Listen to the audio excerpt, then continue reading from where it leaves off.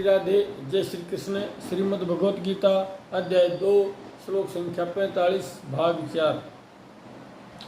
अनुकूलता और प्रतिकूलता का विषय चला हुआ है। इसमें एक उदाहरण देकर समझाया गया है कि भिक्षावर्ती से निर्वाह करने वाले एक साधु ने घर के बाहर आवाज दी, भिक्षाम देहि।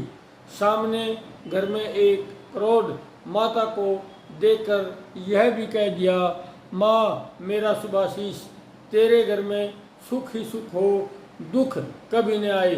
अंदर से उस माता द्वारा गंभीर वाणी में उत्तर दिया गया, महाराज दोनों के सिर स्वाहा।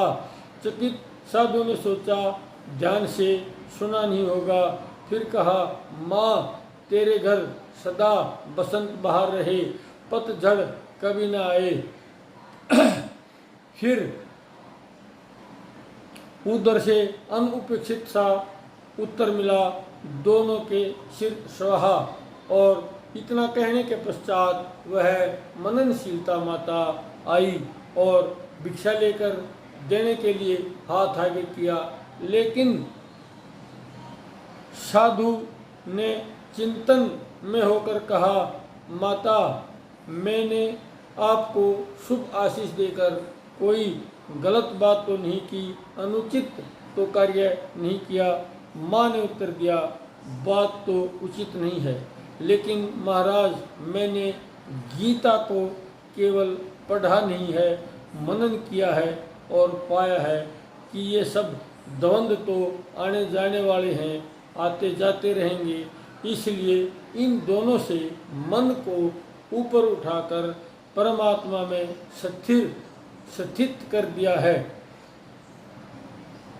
इससे आत्मा शांत और प्रशांत रहती है, न अनुकूलता में खुशी होती है, न प्रतिकूलता में दुख होता है। इन द्वंद्वों की वास्तविकता समझ में आ गई है, इसलिए मैंने ये शब्द कहे कि दोनों के सिर स्वाहा।